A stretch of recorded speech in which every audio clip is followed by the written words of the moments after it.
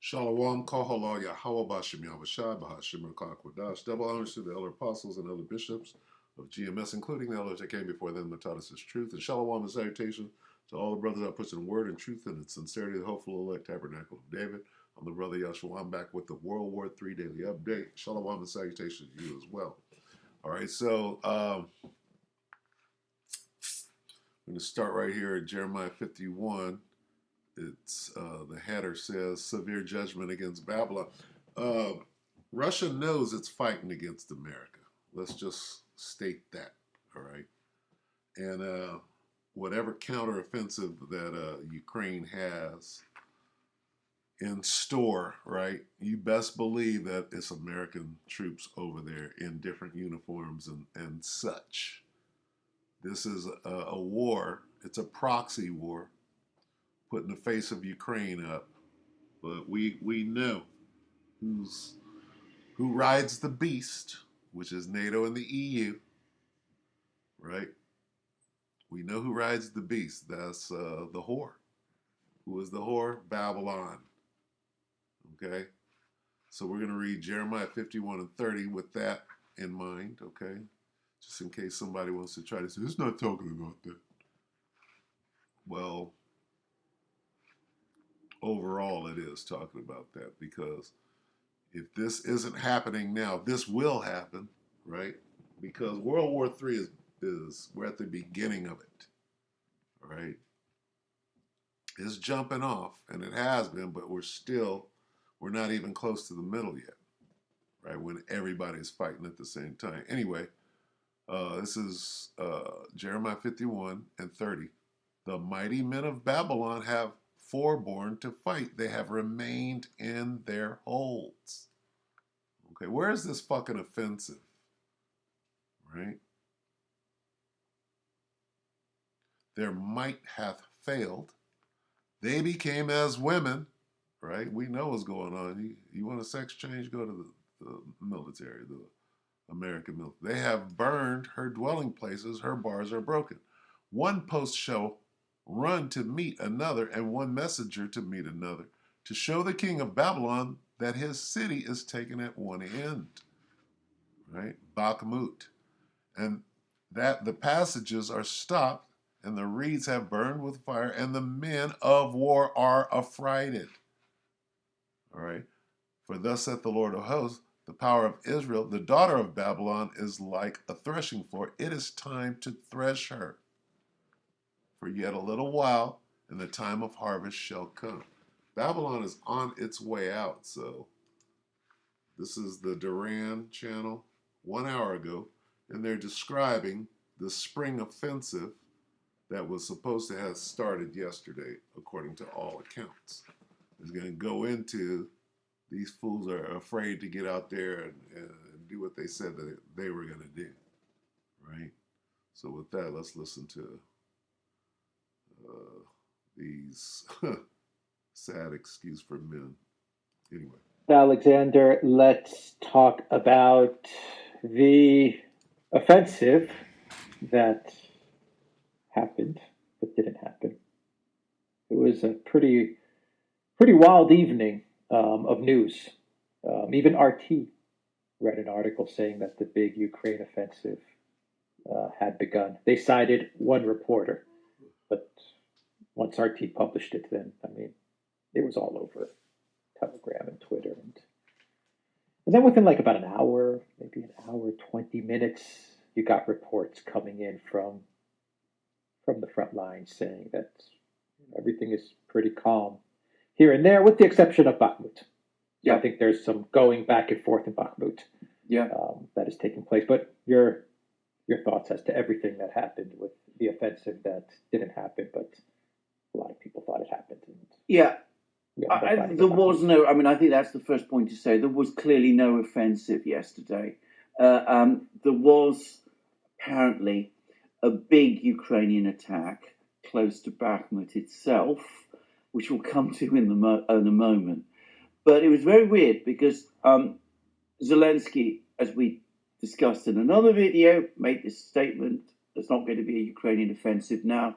We're not ready. Then there were these reports that the Ukrainians were mounting these attacks with big forces close to Bakhmut, that they were aiming to encircle Bakhmut. There were lots of reports pouring in of breakthroughs by the Ukrainian forces.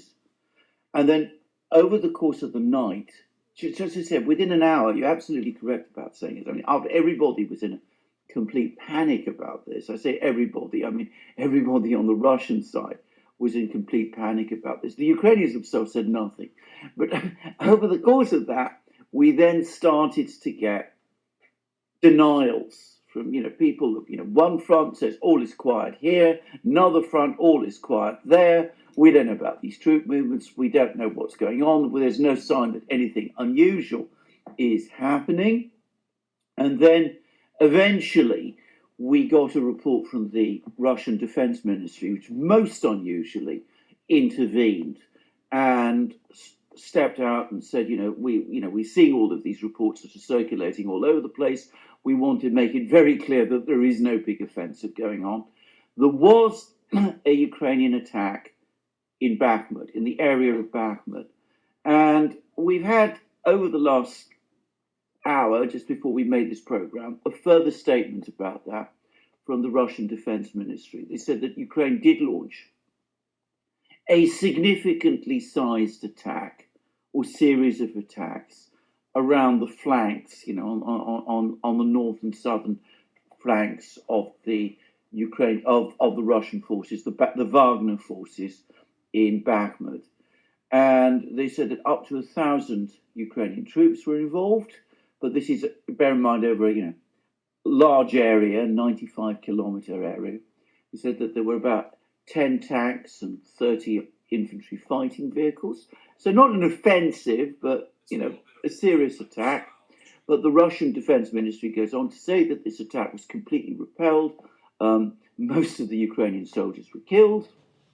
That's what they say. Most of the Ukrainian armored vehicles, including the tanks, were destroyed.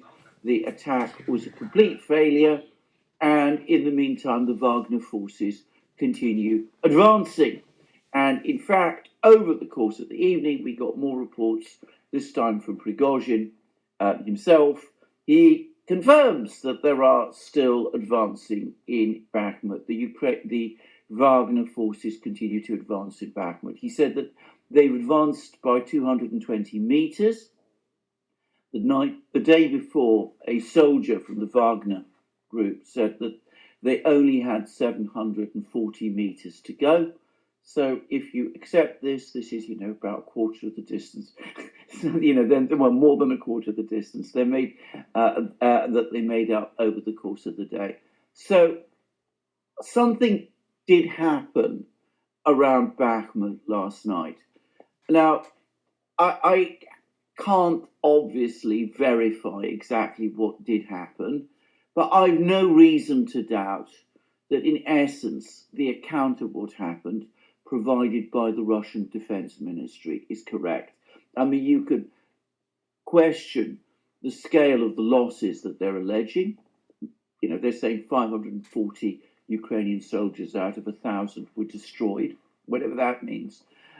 I mean, you might think that is greatly exaggerated. It probably is exaggerated. But overall, when they say that there was this attack and that the attack was repelled with heavy losses, I personally see no reason to believe them.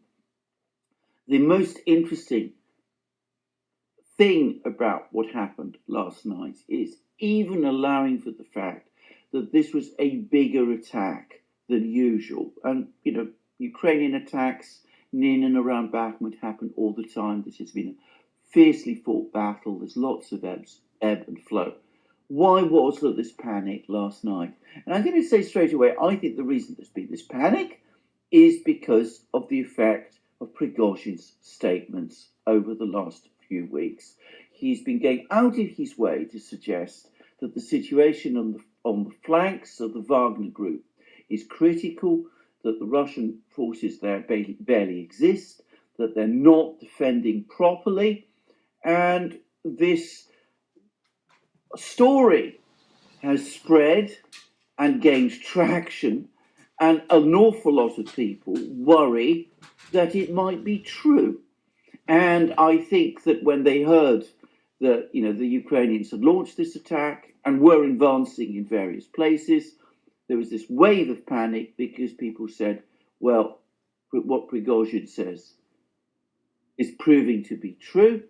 And Prigozhin made matters worse because he also issued a statement. He said that the Ukrainian offensive is actually underway. He actually went out and said that. And that, I'm sure, also fed into all of these reports that you got across the battle lines about, Ukrainian advances in Kharkiv region and crossing the Dnieper River in Kherson region and all of these things. And it shows, to me, the effect of what Prigozhin has been doing, the way in which it has unsettled people. They are worried now that what he is saying might be true, and that, in fact, the Russian military position might not be as stable as the Russian Ministry of Defense would like us all to think. So that's, I think, what the explanation for the big events yesterday was. And I'm sorry to say this, and I don't want to speak of something about which I don't know, but which one can surmise, perhaps. But I'm going to say this: I'm pretty sure that some of the people in the Russian Defense Ministry are not only going to blame Prigozhin for the panic last night, but I think they're going to say to themselves, maybe Prigozhin had a hand in stirring it up. I don't myself think that that was what Prigozhin was actually doing. I don't think he did this deliberately, but I'm pretty sure there are some people in the Russian Defense Ministry who think that. And I'm also going to say something else, which is that I would not be surprised if there are also some people in the Russian Defense Ministry who are now thinking that Prigozhin himself is now trying to slow walk a bit the advance in Bakhmut, because he realizes that if the Battle of Bakhmut is over, he becomes dispensable, and that people will try to get rid of him at that point. So the whole I don't believe that either. By the way, I don't think Prigozhin has the power to hold his troops back in Bakhmut, but it's the kind of thing that I know people start to think in situations like this. So this whole argument, this whole quarrel between Prigozhin and the Russian Ministry of Defense, well, we see the kind of effects it has. Okay, we'll end it there. Wow. Wow, wow, wow. All right, so there's your counteroffensive. It seems to be being completely controlled by Prigozhin and the Wagner group because back to Jeremiah, right? The mighty men of Babylon have forborne to fight. So if Prigozhin is slow walking the thing, he's in control of it. He just don't want to be sidelined because he got the job done. But as far as the West Side, they're pretty ineffective at this point. So I mean, we'll keep our eyes on it and see. The next World War III Daily Update will be on Sunday. We hope that the electorate edified here. And with that, you brothers and few sisters, we're going to say shalom.